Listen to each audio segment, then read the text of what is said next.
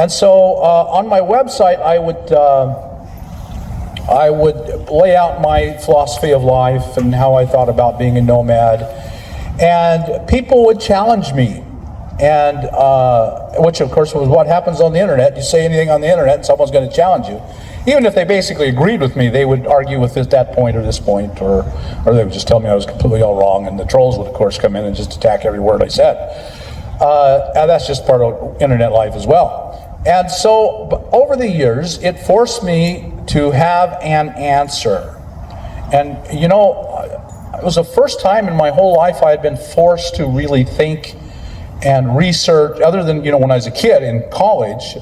Then I had to think, and I didn't even finish college because I didn't like it, and I didn't know what I was going to do with my life. And so I just meandered and wandered around and did nothing most of my life. And so I had never really been forced to think and research and prove a point. Here's my point, and here's the reason you should believe it. 1, 2, 3, 4, 5, 6, 7, 8, 9, 10. And so it was really a very good experience for me. And it made me become aware for the first time in my life, I was really a fairly smart guy. I could read things that were completely beyond my ability to know and understand, and eventually start to figure them out. And I bet that's true for an awful lot of you here too. In your life, you're not challenged to think deeply and to study broadly. And so you just live an average life and you never even realize just how smart and capable you are. And I bet nearly all of you are probably fairly exceptional in intelligence, and you're just not aware of it because your intelligence is never challenged, and you never make the decision. And by then the internet, this was 2005, and by the internet was big enough, powerful enough that I could gain the world's knowledge with just a little research. And today, everything that's known is on the internet. You can find it. So I would challenge you to, just completely off topic here, to use your brains more, use your intelligence. Pick a subject you're interested in, and keep your brain active. We're older, you know, we're an older crowd, and the more active your brain is to old age, by far the better off you're going to be. I mean, memory loss and dementia is in the cards for all of us. We're all going to lose our memories slowly as we get older. But the more you use that thing, the better off you are. So that's completely sidetracked. But it turns out I started studying and researching some of the radical beliefs, and that really forced me to have a philosophy. So let me go back to the beginning. When I was in 1995, a lot of you have heard the story, I'll try and be very brief. I went through a divorce, and after the divorce, I literally could not afford to maintain 2 households. And so we went, of course, well, now we had one household. She had stayed home and homeschooled the kids. We were religious, and we thought that was very important, and I've never regretted it for a second in my life. I think it's a wonderful thing to do. And so she stayed home, and it didn't work, and then we only had the one income, and I made a decent income, but we barely survived with only one income, which is the case in most of America, even now, more so now. But when we got divorced, then we had to have 2 households, and we couldn't survive. And so I couldn't live on my one income and support her household with the kids and my household. So I moved into a van because I couldn't live any other way. And because I was going through the divorce, well, I mean, it was right in the middle of the divorce when I moved into, and that's such an emotional trauma, you know. Lots of you have been through divorces, and you know just how devastating that is to you emotionally, and your sense of well-being and who you are. So I was it was a really bad time. And then I find myself living in a van, and I just felt like such a failure and loser. According to society, I was a complete loser. You know, I was living in a van on the street, fighting about the kids and fighting about everything. And it was just a terrible, terrible time in my life. And to go back a little bit further, I mentioned college, I never had a purpose or a reason in my life. I never figured anything out. And my whole life, I never was happy, you know, like we're supposed to be happy. I did what I was told to do, and I had friends, and I went through the motions, but it was all just surviving and getting by. And then when I went into work, You got to have a job. So I got a job. I worked in the grocery business all my life, went to the work every day at the store, and it was just monotony and drudgery. The famous Thoreau quote, most men live lives of quiet desperation. That was me. That was utterly and totally me. I loved my wife, I loved my kids, but I hated my life. But I was just going to keep doing it because since I had no purpose or reason or meaning, I just conformed and did what they said. I got a job, got a career, raised a family, enjoyed it as much as I could. So that was the background, and then we went through the divorce. It was a real dark night of the soul for me, a real sense of soul searching, especially having hit this rock bottom of living in a van, just a homeless bum on the street. I was that close, and I'm sure I felt I was a homeless bum on the street, which is the worst thing you can be in this society, a complete loser. And a funny thing happened then. I started to, once I figured everything out, now this was in Anchorage, Alaska, so I had to deal with the cold, but I'd lived in Alaska all my life. I knew how to deal with cold. I put in a lot of insulation. I put in heaters, and I had like 4 different propane bottles, so when it was 30 below, I could stay comfortable. Anything above 0, I was very comfortable. But when it got down to 30, 40 below, it was kind of cold even then. I just couldn't keep it warm. But it wasn't bad. Dressed warm, and I was fine. But I had been a camper and a backpacker. That's what I'd done as a kid. I loved nature then and always have. It was just always been, that's why in Alaska, that's why you're there. That's why my parents were there, and that's why I was there. And I loved nature, and I loved a connection to nature. And so I knew how to backpack and live out of a backpack. We'd gone on a fly-in trip to the Arctic in like 78, when no one went to the Arctic. And we were on the Arctic for 6 weeks. He dropped us off, and we rafted down to a lake, hunted along the way, fished along the way. And so I knew how to do that. I could live out of a backpack for 6 weeks or months at a time. So I could live in a van real easily. So I just got everything figured out. I made it comfortable. And so as I made it comfortable, I began to get used to it. And my ex and I solved a lot of our problems. In fact, later on, we'd become best friends. For the first time in our life, I think we were really good friends. And it turned out to be good for us, at least. I doubt if it was good for the kids. But eventually, I don't know exactly the time frame. I think it was months, maybe a year. I fell in love with living in the van. I mean, for the first time in my life, that sense of meaninglessness was gone. This felt right. This felt good.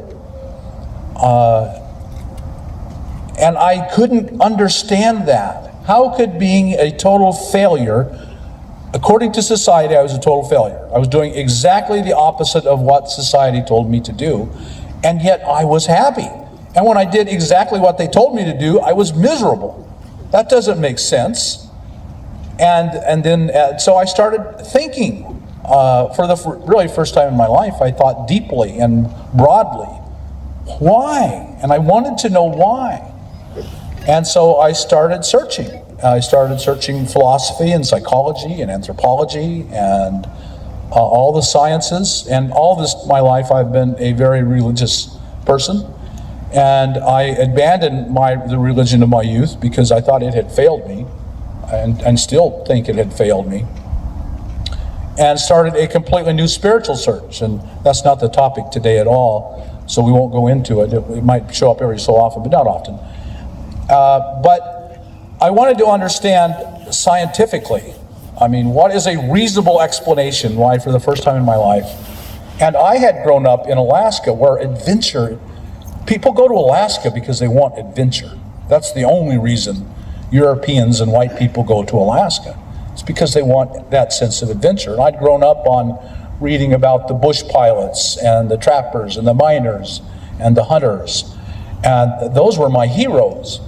And they were all this profoundly deep connection to nature through incredible hardships. And I didn't have to have the hardships. I could turn on the heater and be warm. But just this whole picture in my mind of my life of what's the explanation. So that began a search. And what I'm going to tell you today is the end result of that search. And I believe I can give you, I can start a list and give you all the reasons why this is the right, being a nomad, is the right and proper way for a human to live. I believe that science clearly and convincingly says this is the objective standard by which humans should live. And so I'd like to go through that quickly as I can. You probably know me pretty well, and talking quickly and getting through things is not my strength, but I'll work hard at it. So we'll begin. First, I want to start with one quote. Real explanations that really deeply explain to me why I'd been unhappy all my life, and then now that I started living nomadically, I was. This is a quote from a man named Aldous Huxley. This reader sent this in to me, this quote. I love quotes. If you've ever looked at my website, it's full of quotes. I love quotes. And this is a quote from a man named Aldous Huxley. Biologically speaking, man is a moderately gregarious, not a completely social animal. And I think that's a really good description. We are social animals, we are pack animals, but boy, there's part of us that wants to get off and be alone. I think that would be, a lot of you would agree with that. I'm that way a lot. I'm a social person, I need a pack, but boy, I need some alone time too. A creature more like a wolf, let us say, or an elephant, than like a bee or an ant. In their original form, human societies bore no resemblance to the hive or the ant heap. They were merely packs. Civilization is, among other things, the process by which primitive packs are transformed into an analog, crude and mechanical, of the social insect's organic communities. At the present time, the pressures of overpopulation and technological changes are accelerating this process. So what he's basically saying is here, in modern life, we live like ants. Our society, if you ever watched an ant farm, when, out in the wild, you go out and there's an ant pile there, and they form their little lines. They find food and they form a line going out and a line coming in. And I've looked at those a lot of times and I said, there's the freeway. All these little guys are going off to work, just like I did my whole life. I got on the freeway, drove to work, drove home. They're ants. My whole life I've been an ant. My whole life I've been a drone in the hive serving the community. And in our civilization today, and it becomes more and more this way all the time, you're here to serve society. No one really cares. They hope you're doing okay. They hope you're happy, because if you're happy, you'll conform. So they want you to have a certain level of happiness. They, who's they? I don't know. There is no they. It's just the way this thing is designed to work. So there is no one individual or one individual group. It's the way society is designed to work, and work really, really well as a society. Individually, it works terribly, because you're not an ant. You are much more a wolf or an elephant than an ant. And so a society that takes you and conforms you to a model built on being an ant or being a bee, a drone in a hive, does so to your detriment and harm, but to the good of society. In fact, that's what we're all told our whole lives. Be good, productive citizens. What's that mean? Be a good ant. Get on the freeway, go to work, make somebody really rich, and then go home. Mm-hmm. That's what that means. That's what I did my whole life. At the end of my life, I kind of figured it out once. I had worked for almost 40 years for this company, and I've made them, over that time, they'd made millions of dollars off of my labor. And at the end of my life, because I'm not, it's just the way the society is set up, I may have had $40,000 net worth. So they got millions, and I got 40,000, and that was gone really quickly as I went into retirement. So that was the answer, that originally humans should be living like a wolf pack or a herd, and not like ants or bees. And so that means breaking out of society and deciding I'm not going to be an ant in the farm anymore. I'm not going to be the drone. I'm going to be something else. And if you're sitting here, there's some part of you that has said, I'm not going to be the drone anymore. I'm going to go off on my own, and I'm going to be find a way that makes me happy and satisfied. Okay, so that was the basic outline, but it still wasn't proof. I'm just a person that needs proof. If you challenge me, I need to be able to say, here's, this guy says this, and this. I need to list. I need to prove to you reasonably, rationally, what I'm saying is valid. So I kept the search up. So one of the search led me through a man named Carl Jung. If any of you are familiar with psychology, Carl Jung is a giant in the world of psychology. Mm-hmm. And that, following Carl Jung, led me to this book.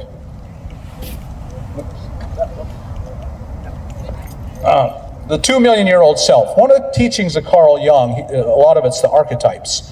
And I'm not going to try and explain archetypes to you. But the idea is it's the ancient accumulated knowledge and history of humanity and pre-humans. So 2 million years ago, we weren't Homo sapiens, we were Homo erectus. But that is all still present with us. The biology of your brain and your body is still based on 2 million years of evolution. You can find it right back. You can find there are parts of our brain that are extremely similar to the parts of a lizard brain. The whole adrenal system, the parasympathetic systems, the sympathetic systems, they're very similar to lizards. So you have a lizard brain, and you have a mammal brain, and you have a human brain. They're built in layers on top of each other. And evolution doesn't just throw things out and start over. It takes what it had before and builds on it and adds to it. So biologically, we are an accumulation of everything that's gone before us in evolution. And the same is true of our behaviors. We are an accumulation of the behaviors of the last 2 million years. There is a 2 million year old self in you that has certain needs and expectations. That's the primary teaching of Carl Jung. And if you fail to meet the needs of that 2 million year old man, he called it the 2 million year old self, the archaic man, the primordial man.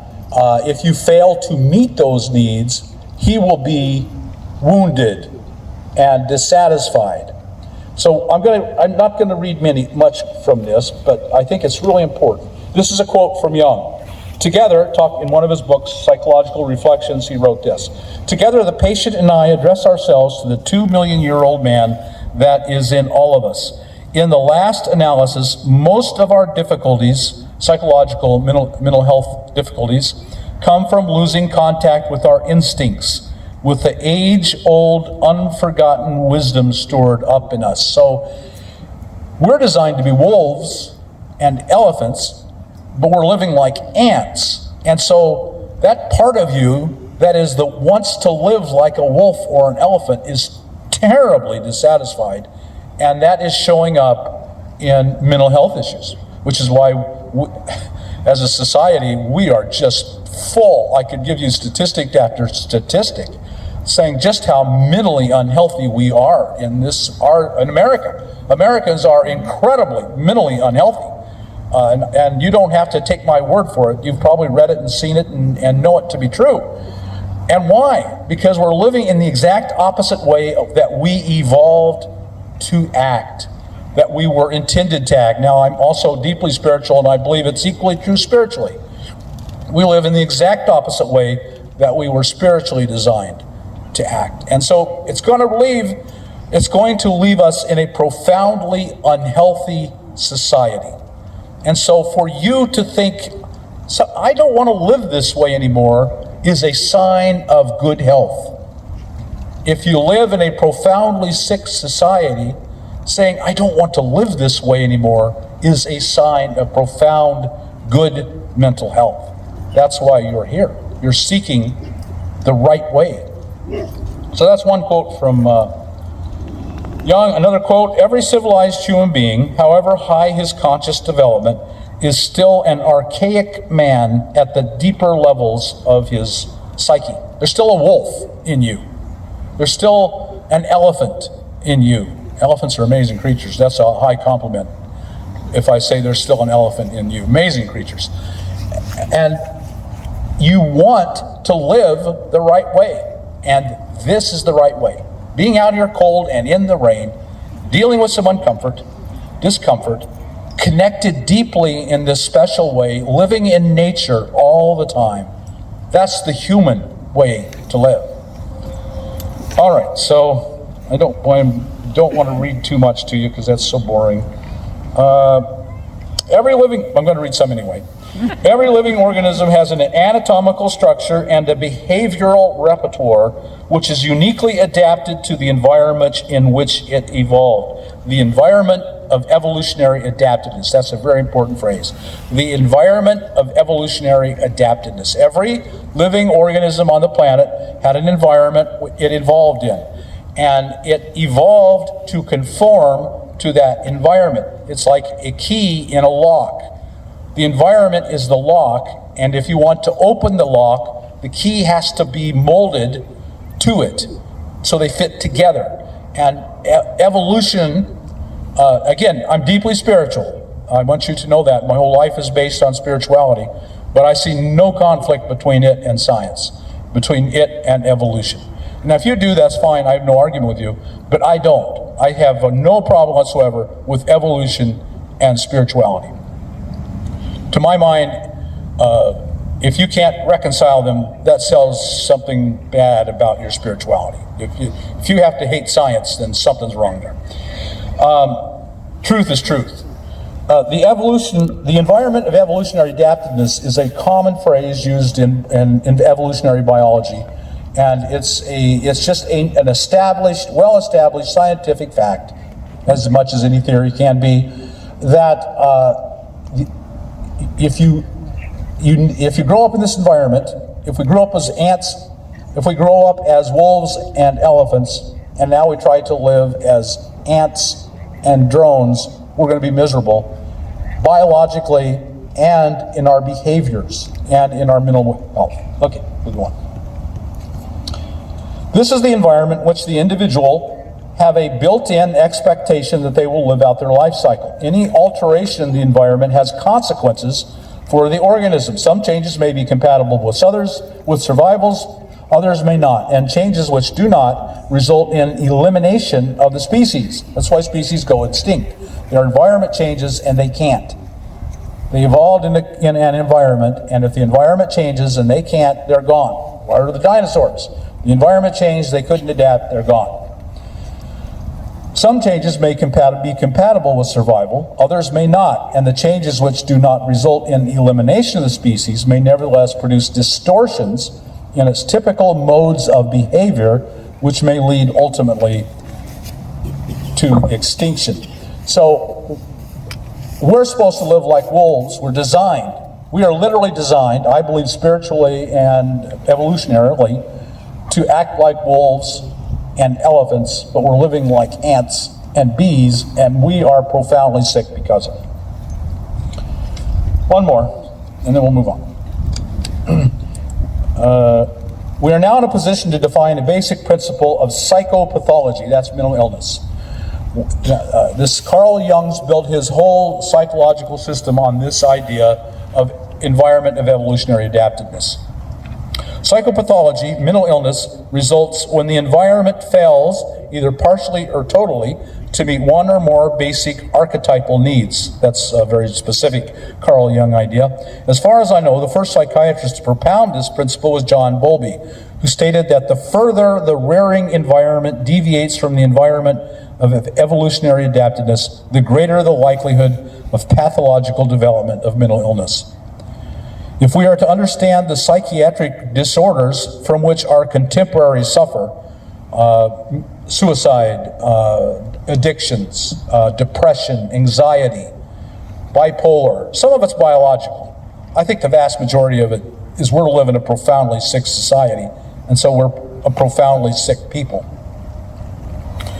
If we are to understand the psychiatric disorders from which our contemporaries suffer, therefore, we have to consider in what ways Western society frustrates the need of the 2 million-year-old, that is to say, the primordial man or woman within us. And I'll stop there. So I really recommend this book. It's It's called The 2 Million-Year-Old Self by Anthony Stevens. If you have interest, you want to educate yourself, that's a very, very good book. So based on this book, then I started to say to myself, all right, so the reason I was always unhappy was because I was living like an ant and a bee. Then how should I have been living? Is there an objective standard by which humans, that 2 million-year-old self, lived? And so that started a search into anthropology. And psychology and anthropology remain two of my main interests in life today. I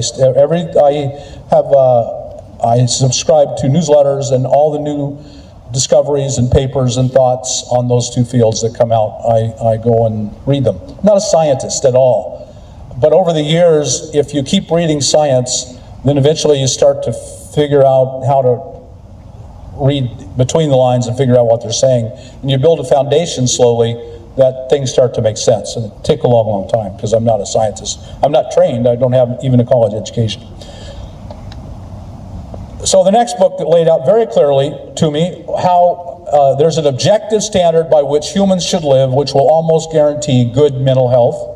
And if you reject that standard and live another way, almost guarantees bad mental health. And that is living after the model of hunter-gatherers of the last 2 million years.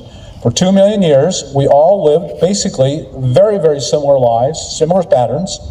And then 10,000 years ago, we threw all of that away, literally 10,000 years ago. That's how long civilization or agriculture has existed. 10,000 years ago was the agricultural revolution. And we adopted domesticating animals and plants and domesticating the earth to serve us.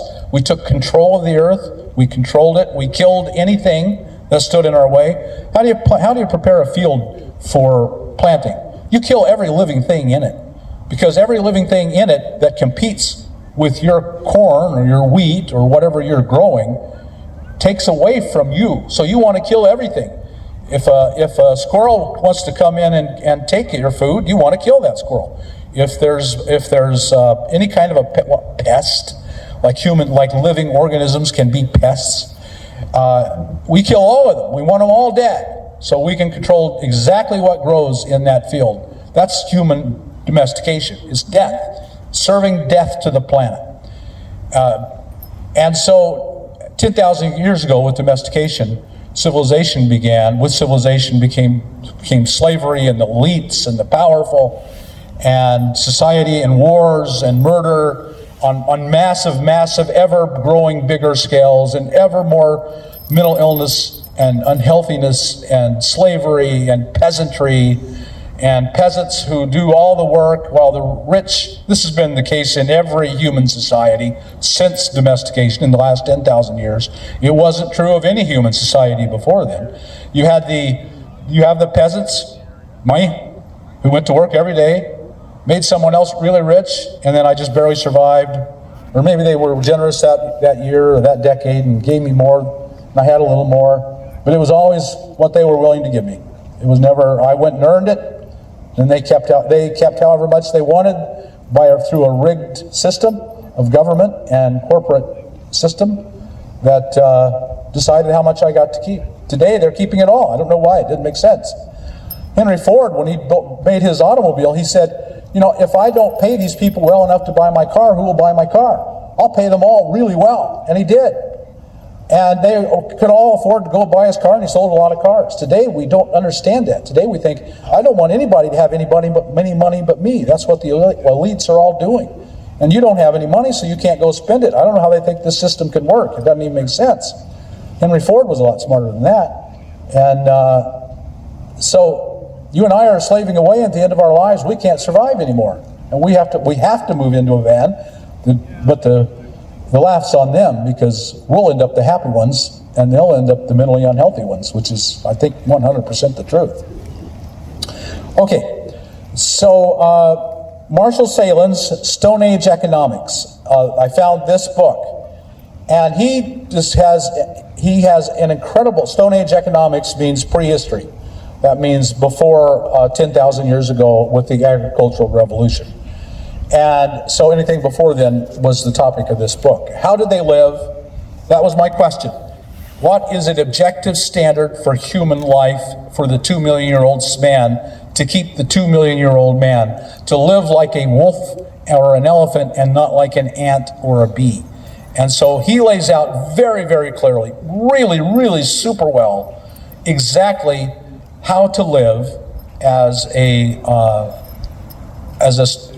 Stone Age economics, as a wolf pack, or how we are living. He describes you and I to a T. It's amazing. And I built pretty much my whole idea about how this works on this book. Now, fortunately, you don't have to buy this book. This is an old book. It was written in published in 72.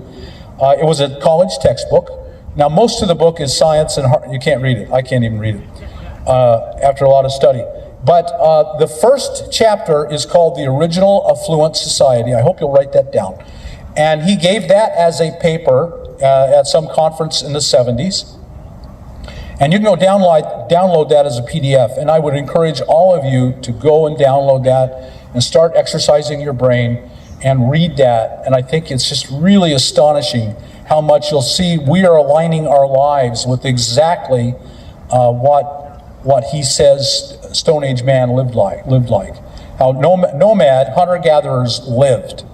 And that's what we're living our lives as, nomadic hunter-gatherers. We're patterning our lives at that. We don't hunt and kill animals or dig up tubers, but we go to the grocery store, but otherwise we're patterning our lives exactly after them. And so I would really encourage you to go and I would just love to read some of this book, but I don't think I should take the time. But this book changed my life, and I think it would really, really help you and give you an idea of how we should be living. And then another book I read was Animate Earth. This is a book of science on Animate Earth. The first one. The other one. Oh, sorry. The author is Marshall Salins. The title is Stone Age Economics. Sorry? The name of the first chapter is The Original Affluent Society. His premise is that they were the rich, happy ones because they had no wants. He says there are two ways to prosper in this world. It's either to want little or to produce more. Those are your options. And almost every person here has lived your life based on producing more. Get a better job, make more money, get more stuff, produce more. Where the other option, which is what we're all doing now, is want less. If you don't want much, you're never unhappy. Want not, that's what he says in here. It's an incredible, these are four words you can build your whole life on. Want not, lack not. You don't want to lack anymore? You don't want to feel like you're doing without? Stop wanting things. And you won't feel like you're doing without. And the amazing thing is that those societies, the societies of the wolves and the elephants, was built on the idea of just wanting nothing. Being happy and content with everything you have. And that is an element of every nomadic hunter-gatherer community. Every indigenous community we've ever run into had that as a basic element. Every day being grateful for all that you have. Just wake up in love with your life because you've been granted so much. And I don't want more and more and more because I'm so poor. The whole attitude, and that's one of the reasons I can't communicate this book quickly. The attitude of, I'm rich right now with what I've got. I don't need more. I don't want more. I don't crave constantly more. That's a guarantee of a miserable life because you can never get enough. Jeff Bezos doesn't have enough. I mean, Elon Musk does not have enough. He craves more. But if you stop craving, who's better off? You or Jeff? You or Elon? You are, because you're happy. He's got it all, but he's not happy. But you can be happy if you can learn not to crave more. And the key there and that's what he really lays this out well in this book, is that these societies never taught craving more. Craving more is cultural. Our society teaches you every day, every moment of your life to crave more. It's not born in you to crave more. That's a lie. You don't naturally crave more. You naturally are happy with what you have. You had to be trained, culturally trained to constantly crave more, because constantly craving you more makes you miserable. And the more miserable you are, then you fall into the circle. Once you crave more, craving more makes you miserable, which makes you want to not be miserable, which makes you crave more. Well, I'll be happy if I get. I'll be happy if I get. I'll be happy when. I'll be happy if. And you get it, that's never makes you happy. This is scientifically proven in many, many ways. That's a topic for another day. But there's a lot of science that says you have a happiness set point, and you will always return to it. If you get, they do studies on people who were in the lottery. Within a year or two, they return to their happiness set point. It's in them. That's set. Or people who have real tragedies in their lives, lose limbs or something, and they'll have a year or two of profound unhappiness, and then they'll return to their happiness set point. You have a happiness set point where you're happy, and if you're say, I'm happy with this, I don't need more than this, then you're the happiest guy on the planet, because you don't crave more, you don't want more. I'm good right now. I'm really good right now. That's a happy man. That's the way to live a happy life. That's the message. And it's scientifically valid and true. I can show it to you over and over and over again. But I'd better keep focused. So this is Marshall Sahlins' Stone Age Economics, the name of the first affluent society. You and I right now are the original affluent society. We're rich. Elon Musk can only dream about the wealth that you and I can have if we can overcome our craving. That's the key. And another book is Animate Earth by Stephen Harding. This is off topic mostly. This is more of a spiritual book, and it helped me to understand, so it's really kind of off topic. It really helped me to understand spiritually how we should live. And that's all I'm going to talk about on that book. That's another day. That's a topic for another day. And then I'm just going to throw this book out. This book is called Sapiens, A Brief History of Humankind by a man named Yuval Noah Harari. He's an Israeli professor, and he wrote this book published in 2015, and it sold 28 million copies. This book was probably the most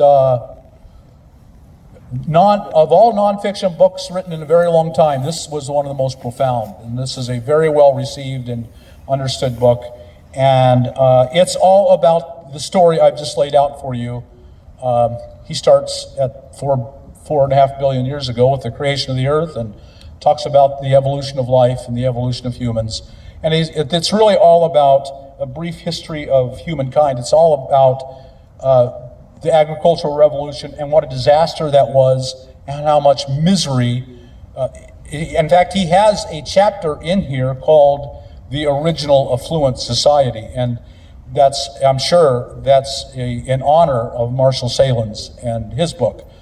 Marshall Sahlins had a profound impact on anthropology, profound, and the Stone Age Economics book. And I'm going to read just a bit. I won't read much, and we'll be done. Sapiens, if you go to Amazon and look up Sapiens, and then Yuval, Y-U-V-A-L, Noah, N-O-A-H, Harari, H-A-R-A-R-I. What am I going to read here? All right. I'm going to start here kind of in the middle. It may not be completely clear, but I think it will become clear. People found it difficult to leave their artificial islands. They could not. We're at a point in the book where we've abandoned nomadic hunter-gatherer life and adopted agriculture. and we become farmers. And he's talking about the results of becoming farmers.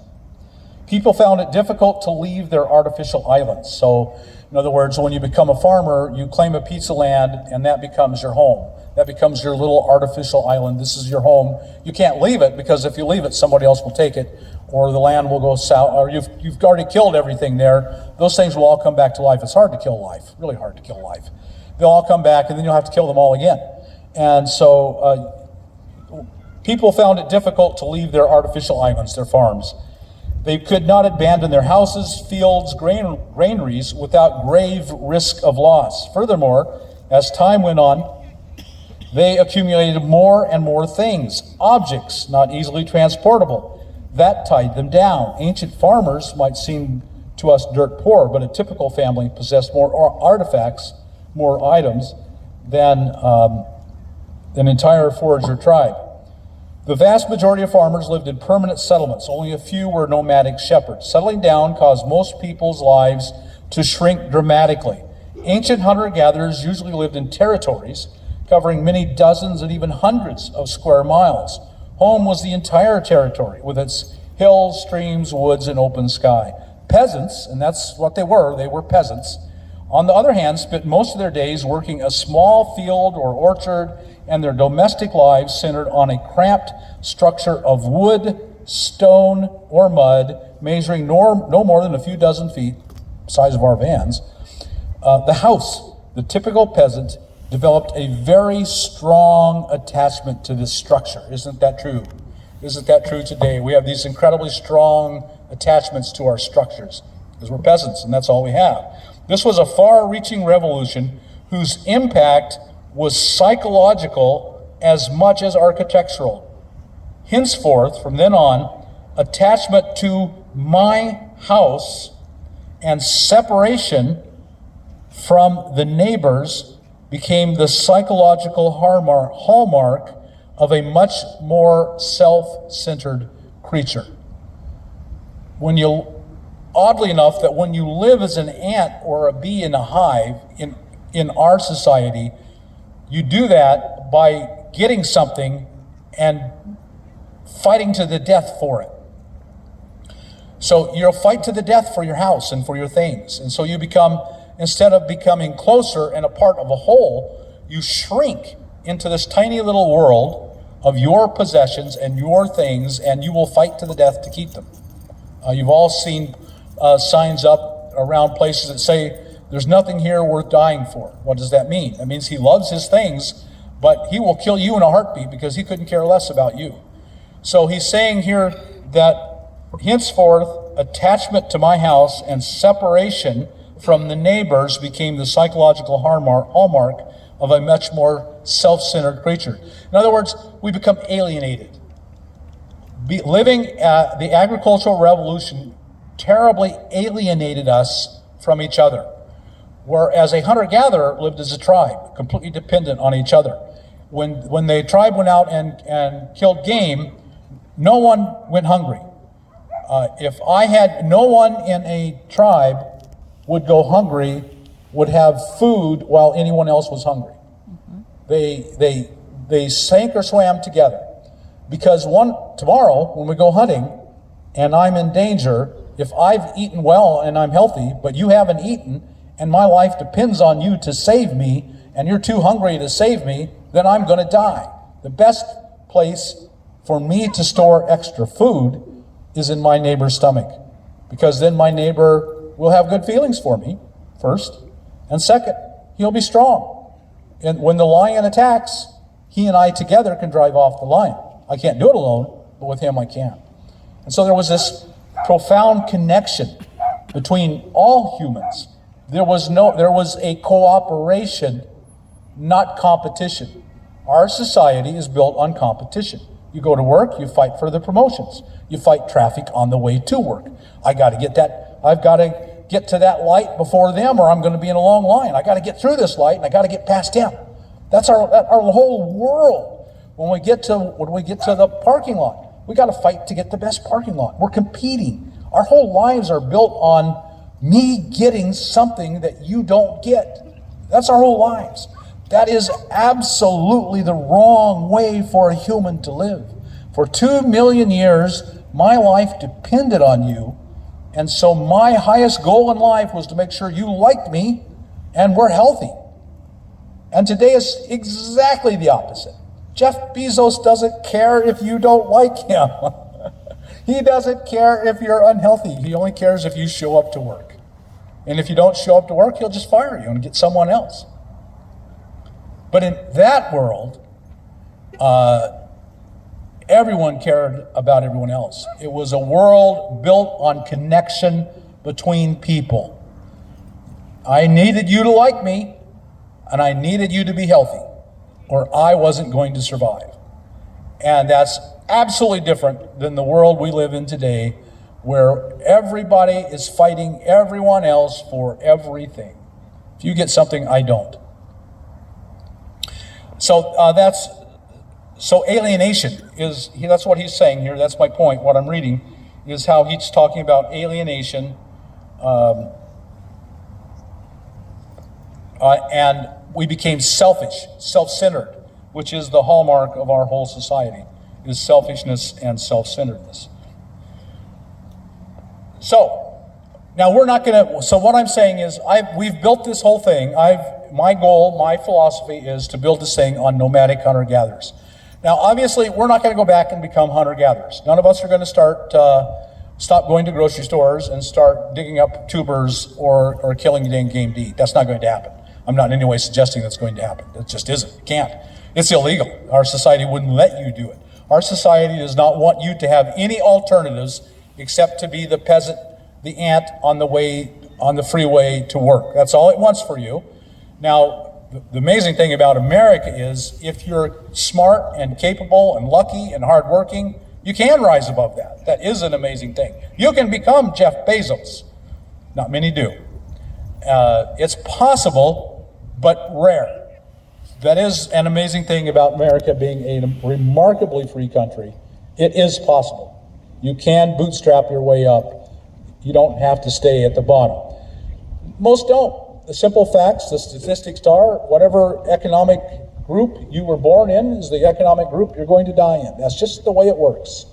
And so while it's possible, and that's something to celebrate and to honor about our country and about our society, you really can. It's a society that anyone can work their way up in.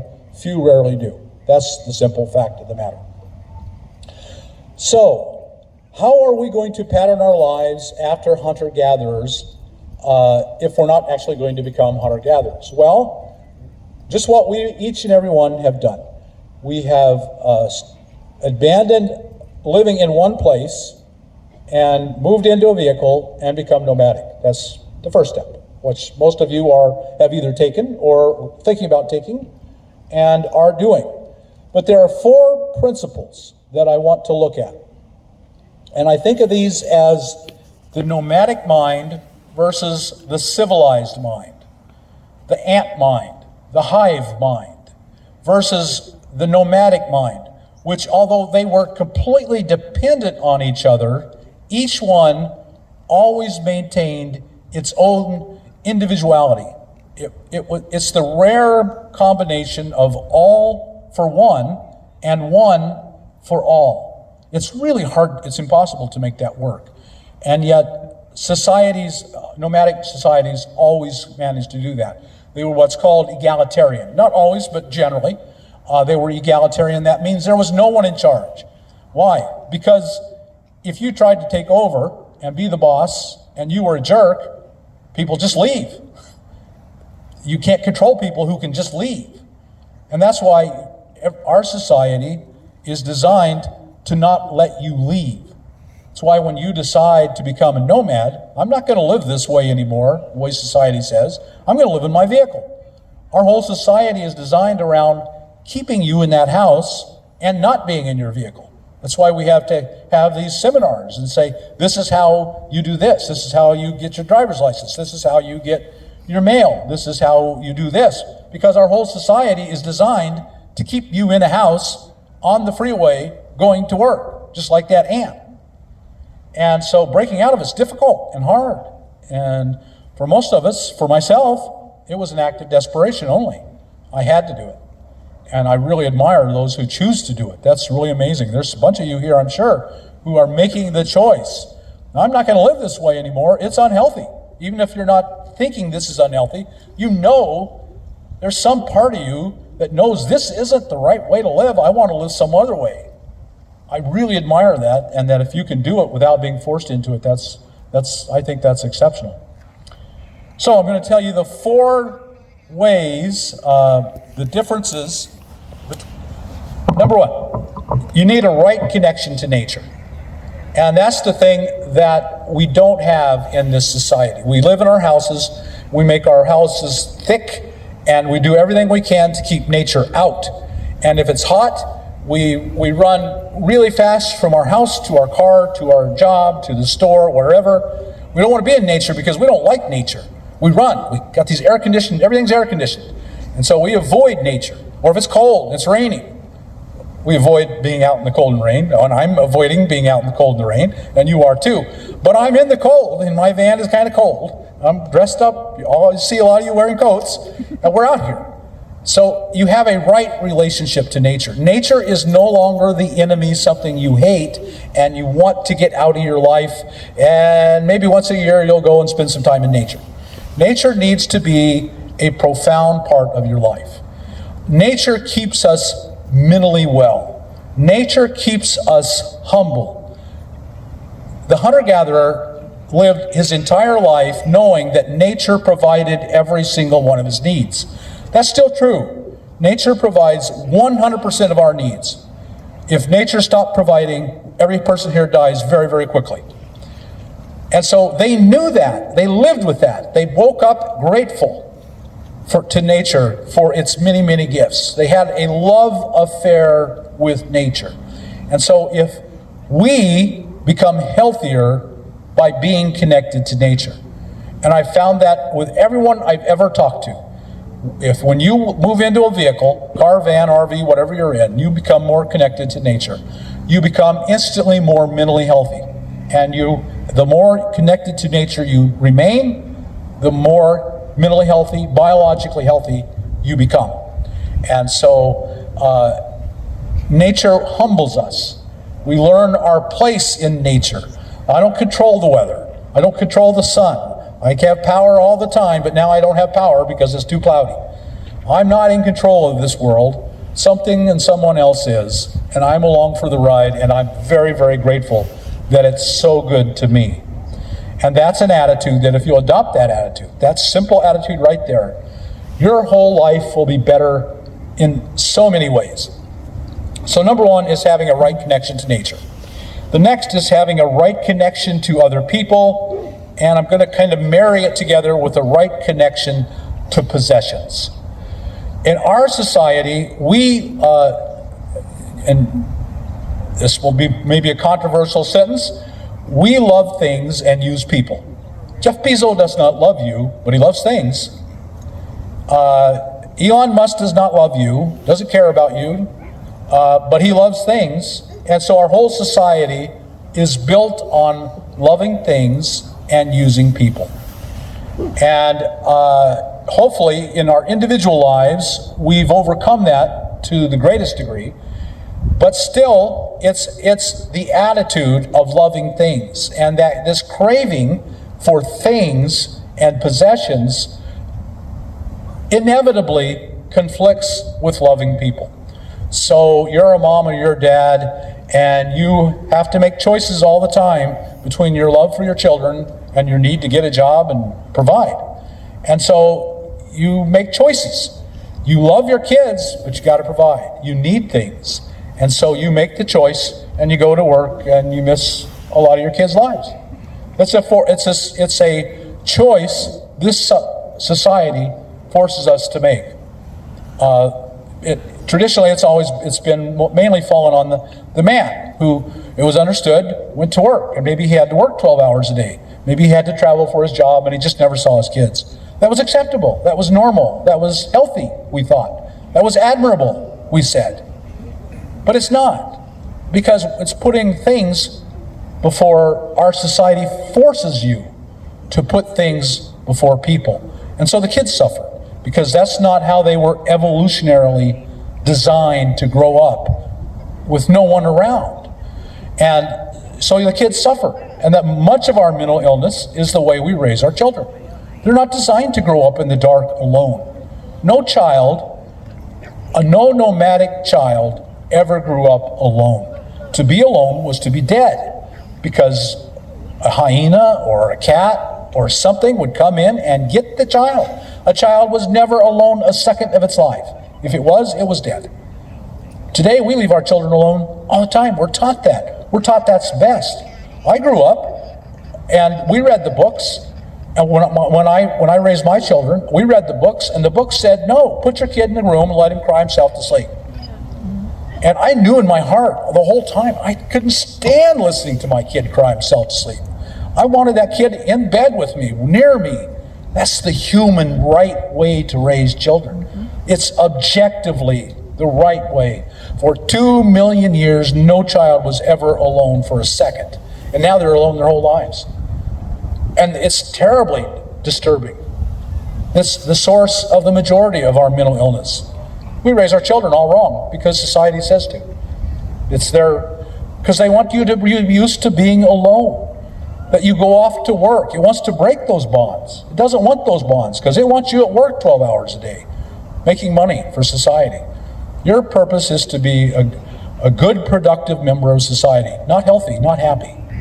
And so our society loves things and uses people. And so you and I must, and by being here, have largely made the decision that we're not going to love things and use people. You can't have many things in your car, in your van. You may still love them, but you just can't have them. And so you've got to work out a way to get over the craving, the lusting for more, bigger, better, shinier, nicer. I mean, you may still have the craving, but you just can't buy the things. And so you find what happens.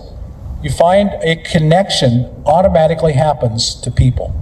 You'll find yourself deeply connected to people.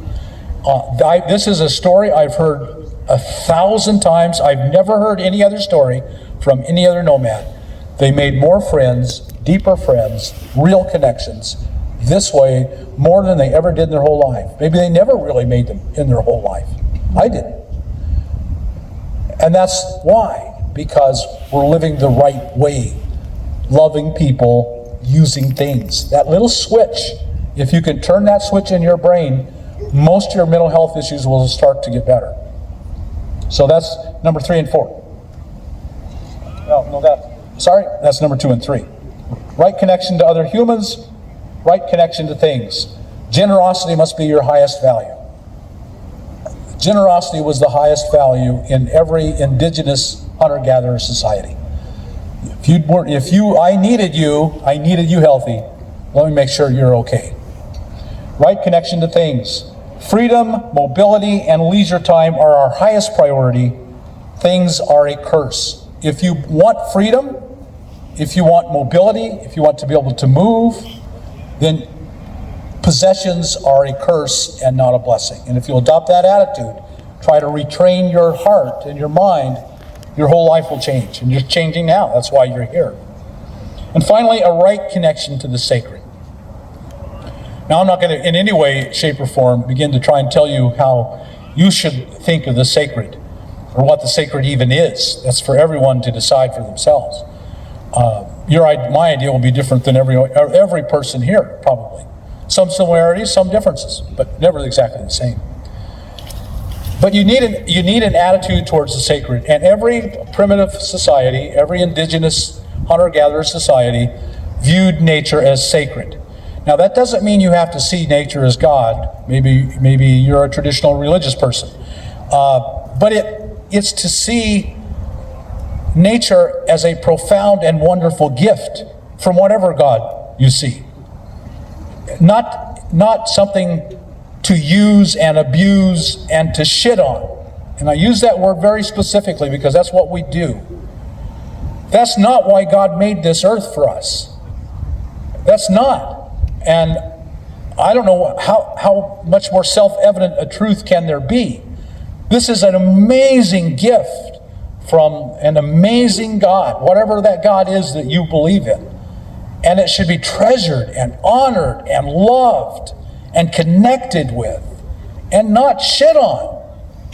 And so once we make the decision that we will honor the earth with our lives, that it's my greatest treasure, it's the thing that gives me everything I need and I want, and then our whole lives will begin to change. And a lot of you are finding that. A lot of your lives, I think we'll agree, emotionally, especially, physically, are better because you make these things true and that you just do them. You get out here and you see these beautiful sunrises and sunsets and your heart just responds. You can't help it. You can't make it not, because that's not what ants do, but that's what wolves and elephants do. They love their environment. They love what nature provides. Okay, so the four things are a right connection to nature, a right connection to other humans, a right connection to things, and a right connection to the sacred, which however you perceive of it, but I see it as particularly as part of nature, as a gift of nature, if it's not sacred itself. So that's it. If you'll kind of adopt those ideas, your life will be better. I think your lives are better now, and I hope that gives you a better understanding of why you're doing this. You're returning home. This is home. Living nomadic hunter-gatherer lives is home. It's right. It feels good. That's why your heart tugged at it. I've had many people say to me, Bob, I saw one of your videos and I just knew that's what I wanted. You're returning home. So my message to you today is welcome home. Welcome to the best times of your life, the highest quality of your life. Maybe the lowest possessions, highest quality.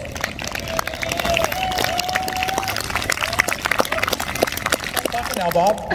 So, and it's long past, I'm sure I don't even want to look at my watch.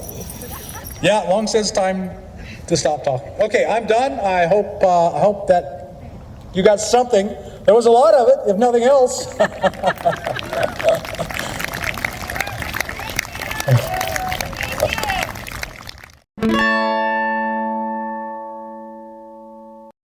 I don't know if it was both funny and scary, and maybe that's the best kind, when you don't know whether you should laugh or cry or run for your life. And so I'll give you one of those stories. I was out in the high Sierras. Told you I was campground host for 4 years, and 3 of them were in the high Sierras. And my dog Homer at that time and I would go out for long walks all the time. It was just long walks have been a big part of my life for a very long time. And so we were out for a walk, and the Sierras are full of bears. I mean, over the course of the 3 summers I was up there, we saw a dozen bears while we were out walking, because they're just everywhere. But they hunt them in the Sierras, and where bears are hunted, they're more afraid of you than you are of them. So they just turned and ran every single time, and they're all black bears. That's all that's up there as far as I know. Although they could be, I've ran into a number of really beautiful cinnamon red black bears, and those are really pretty creatures. Well, at any rate, we were back on a logging road, really deep in the Sierras and high Sierras, and we're walking along, and I look up, and my dog Homer's chasing something, and he's chasing a little black bear cub. Well, Mom is not far away, and so I was actually pretty afraid. I mean, it was one of those times. I got to get out of here. I love my dog, but he's on his own here. I'm getting out of here, because if it's a race between me and Homer wins. And Mama's meeting me and having a discussion about her cub, and that wasn't the discussion I wanted. And so, but it all happens really fast. You know, I make this sound like it took forever, but it's just instant. So he's chasing this little cub around. I mean, it's just a tiny little cub. It was a spring. And he's chasing it all around, no sign of Mama. And so the cub decides to do what cubs do and climbed up a tree, but it was an old, dead, rotten tree. So the cub, Homer comes right over and is standing at the base of the tree and howling at it. He was a coonhound, and so you can imagine how coonhounds howl. And he treated he treated something, and he wanted it. And so he stood there. He sat at the base of the tree. The cub goes further and further and further up, and the tree breaks off. And the cub and the top of the tree come flying down and just almost land on Homer. And I think, oh no, Homer's going to get killed by a falling tree. And then I'm genuinely afraid. This is not a good situation. And so I'm calling and yelling, but when particularly coonhounds, when they got their blood up, they don't hear anything. Their ears go off, and their nose is their life. And he was just so focused. So I decided to just turn and walk away really quickly, and Homer was on his own. And finally he gave up. He just gave up, and I don't know exactly why, but he came running up to me, and we walked off very, very briskly to get away. So I don't know if that was funny or terrifying, but it was memorable. Let's say that. I mean, it's that image of the cub falling down, I mean, thinking he's going to kill Homer just by landing on him, was something I'll remember for all my life. So that's what happens when you get out deep into the backcountry. You can just you can have those kind of experiences. And actually, I got another one. Homer, it was again with Homer, probably within 5 miles of that spot. I see a bear. It was again along old logging road back when they were mining in the old days, and so no one ever used it. It was closed. That's what all these roads were. And a bear crosses the road in front of me, and then a few seconds later, Homer is chasing it. Homer's chasing this bear around, and he's a coonhound. That's what he does. That's what he was born. It's innate in him to chase things up trees. That's what coonhounds are trained to do, have been trained to do for 1,000 years. And I got him in North Carolina. He was a beautiful black and tan coonhound. And so, again, it's funny, but it's terrifying at the same time. And so I decided to just keep walking along briskly. And so then I hear a commotion above me, and I look up, and here's this bear running straight at me. So, the bear is running straight at me, like an arrow. And the bear sees me and sits down on its butt, like I appear out of nowhere, out of the blue, a magician. And he's scared of humans because he's been chased by bear hunters. He's probably seen mom and dad or somebody killed by hunters, so he's afraid of people. That's the good thing about hunting and bears. They learn fear. And then he stops and stares at me for a brief moment, and he's deciding what to do because he doesn't know what to do any more than I know what to do. And so he decides to turn and run off in that direction through the deep woods, and then Homer comes up behind him because he was gaining on him, and I managed to call Homer in, and we walk away. So that's two memorable stories from my times as a nomad.